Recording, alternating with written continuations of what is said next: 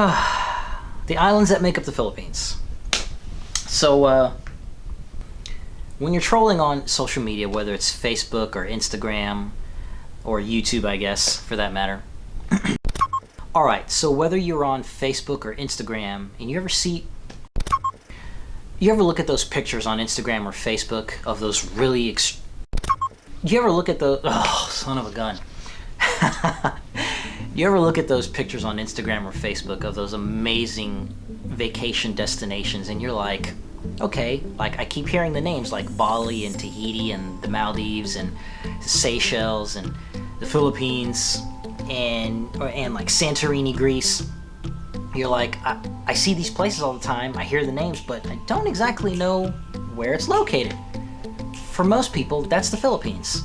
The Philippine Islands are located deep into the Pacific Ocean, directly under mainland China, a few hundred miles south of Japan. Now, there are in fact over 7,000 islands that make up the Philippines, but many of them are way too small for people to actually live on. And if you can imagine, out of those 7,000 plus islands, there are in fact quite a few different dialects. My mother, who's from the Philippines, speaks, to my knowledge, 3 of those dialects. The main one, which is Tagalog, and the other 2, which are Cebuano and then Visayan. Just an FYI. For a good 300 years or so, Spain had dominion over the Philippine Islands. A lot of their Spanish exploration on ships did in fact have Filipino natives on their ships traveling the world. However, in 1521, the Portuguese explorer by the name of Magellan, who flew under the Spanish flag, decided to go over to the Philippines and try and convert everybody to Christianity. And on that sad day in April 1521, a local hero by the name of Lapu-Lapu was all like, "Nuh-uh, son, you're not gonna bring that stuff here. Snip, snip, chop, chop, bang, bang." Lapu-Lapu and his men decided to kill Magellan and all of his sailors right there on the shores of Mactan Island, which is a part of Cebu. And that brings me to where my travels come in. Boom. Jesse James airs. The birds are chirping. It's like 4:06 in the morning, April 14, Saturday. Waiting for my man, Kevin Booth. I think he's right there. He's coming to pick me up. So we're going to the airport. Oh snap, here's the man.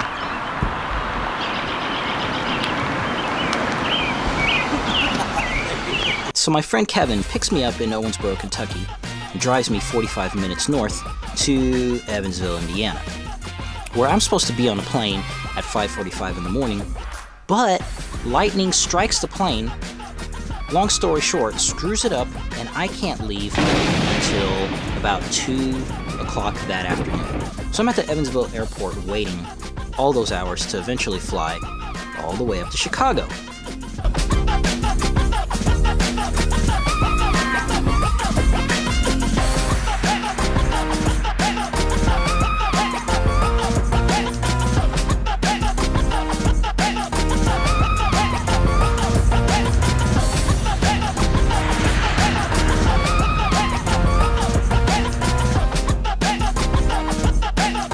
From Chicago, I flew 5 hours west, American Airlines, all the way into Portland, Oregon, which is obviously where I'm from, as you already know. 4 hours after arriving in Portland, I found myself back at the airport with the rest of my family and my sister's friends, and from there we flew Virgin Airlines all the way down to LAX, Los Angeles International Airport. Alright, so this is our first time. Yeah, this is our first time going to the Philippines. What do y'all think? Hell Ready? yeah. Hell yeah, can't wait. Yep. Alright, we got the rest of the group up there getting their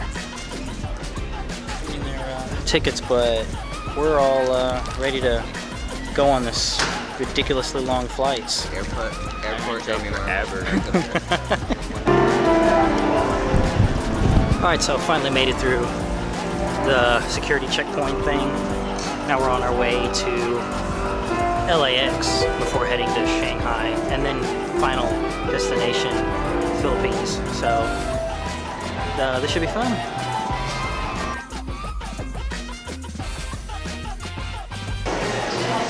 What do we want for breakfast? Oh, hey, look. Whoa. That looks, is that free? Free food? Yes. Let's partake. Yes. Thank you. Hi there. Hello. Thank you. Thank you very much. Ready to go to LA.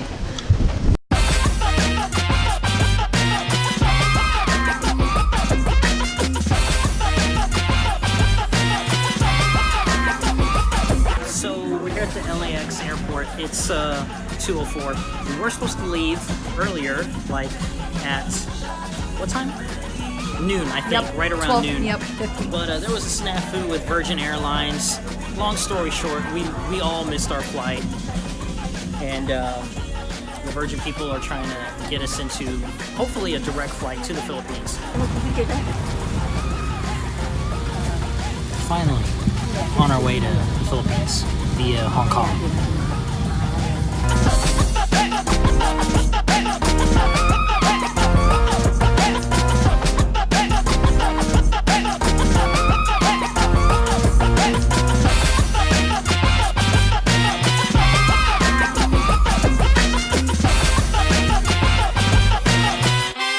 I'm here in Cebu, Philippines, where my mom is from, her and her family, and I am here at the Movenpick Resort, which is a heck of a lot nicer than I expected it would be.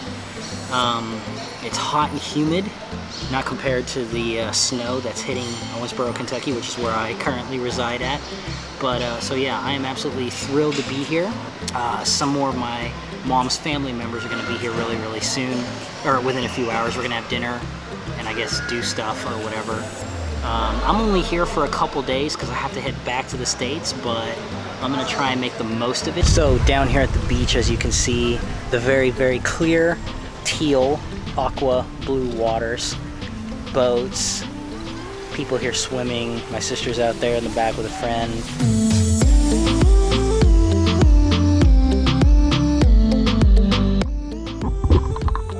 I'm gonna go back in the water a little bit some more, do some more swimming. This is actually really, really cool. Just look at this, man.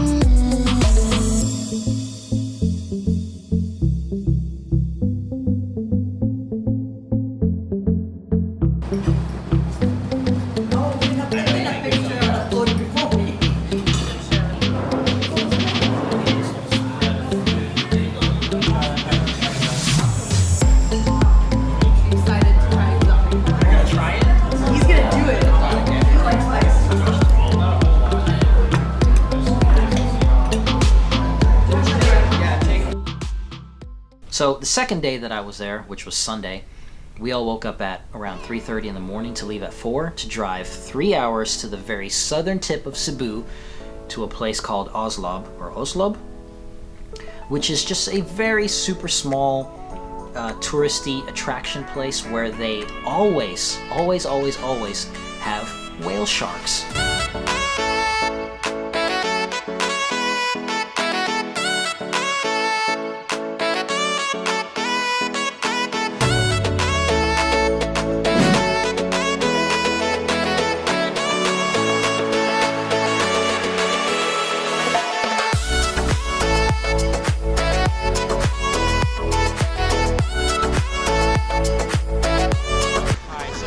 Ready to go out and swim with some whale sharks. We got to get geared up. We already went through orientation.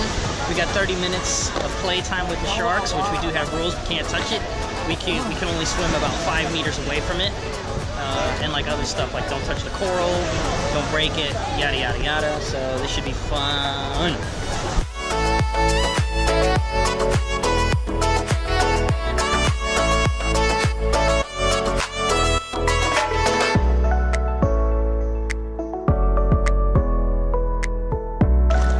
Tagalog kayo?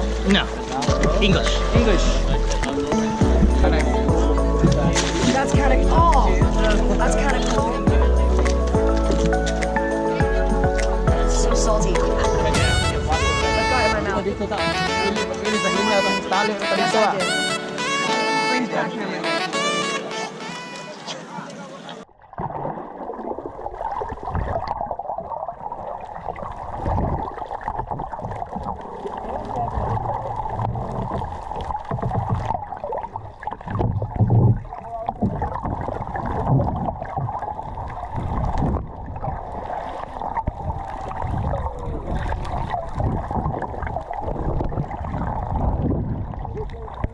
That's cool.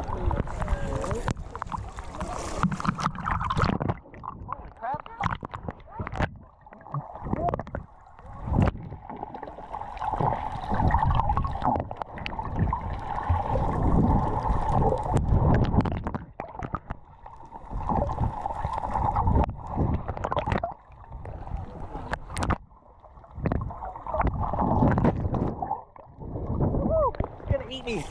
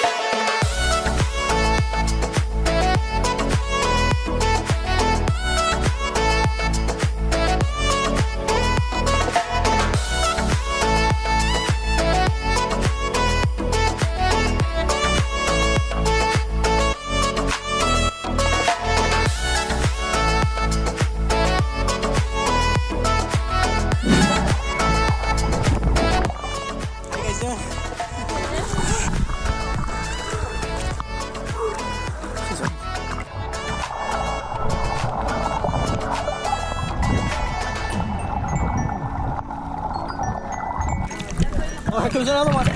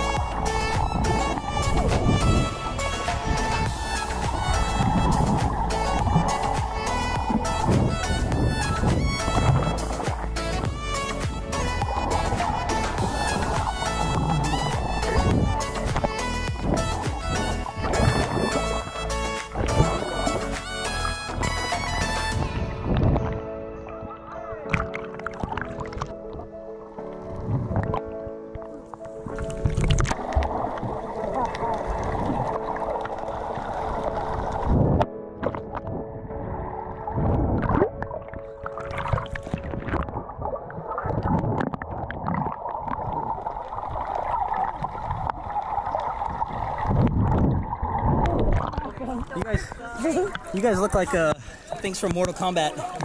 Sub-Zero. Yeah, those masks. Scorpion, yeah. I'm gonna have a red line all around. You're right. Oh, okay. Oh, wow.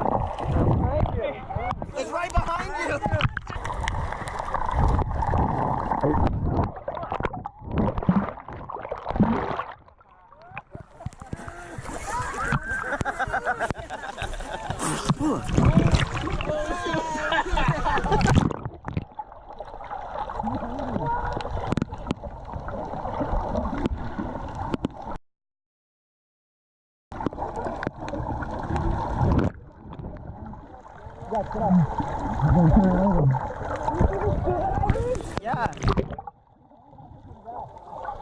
There he is. Hey, look, Josh, quick. He's gonna see it.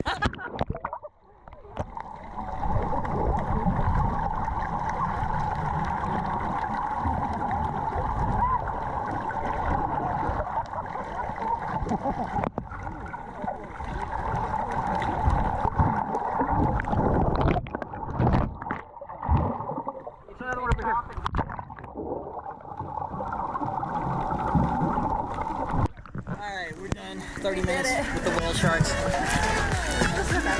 How'd you guys like it? Loved it. Alright. Let's get back.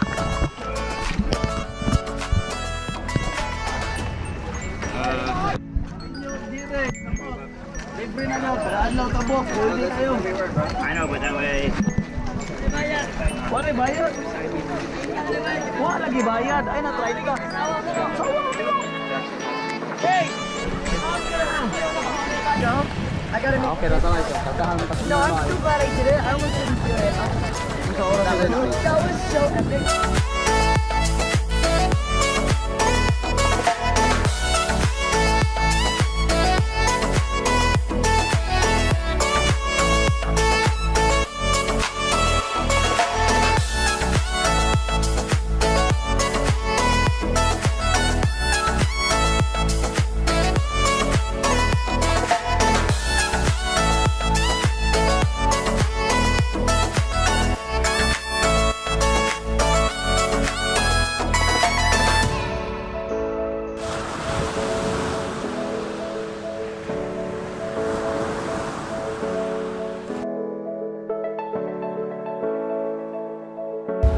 Alright, I want to thank Jessica and Jeremy from Byron and Barclays for sponsoring this video and supplying me this amazing outfit that you see here today. Thank you guys. My trip back to the United States was just as eventful as getting there and staying in the Philippines. When I got to the airport there in Cebu, for whatever reason, they could not find my ticket information, so they almost wouldn't let me leave the nation, the islands, the country of the Philippines. Now, I did in fact let the Latino come out of me just a little bit and began to lose my cool. I mean, after all, like, I was gonna be stuck in the Philippines and not get back to the United States. But the Filipinos are such a helpful and humble and very respectful group of people, which I'm proud to say I'm a part of that particular heritage. Long story short, they were able to get me on a flight China Eastern from Cebu to Shanghai. Now, they did in fact tell me once I got to Shanghai, I was kind of on my own, so I'm like, great. Alright, let's do this. I can take care of this. I get to Shanghai, go up to the ticket counter, and I'm like, hey, here's my information. I need to get back to the United States. And they're like, we can't find your information. And I'm like, you have got to be freaking kidding me. Long story short, after about 2.5 hours in the Shanghai airport going through customs and all that, which was ridiculous, by the way, they got me a ticket to go to San Francisco, and they too were all like, all right, well, we're going to get you a ticket to back to the United States, but after that, you're kind of on your own. So here I go, boarding China Eastern from Shanghai on an 11-hour trip all the way to San Francisco. I get to San Francisco, and surprisingly enough, I go through United States Customs, get my luggage, and go find my ticket fairly easy. I mean, I had no problems whatsoever in the United States. Thank God for America. Anyway, so from San Francisco, I had, oh gosh, probably like a 5-hour layover yet again. So I'm just waiting around.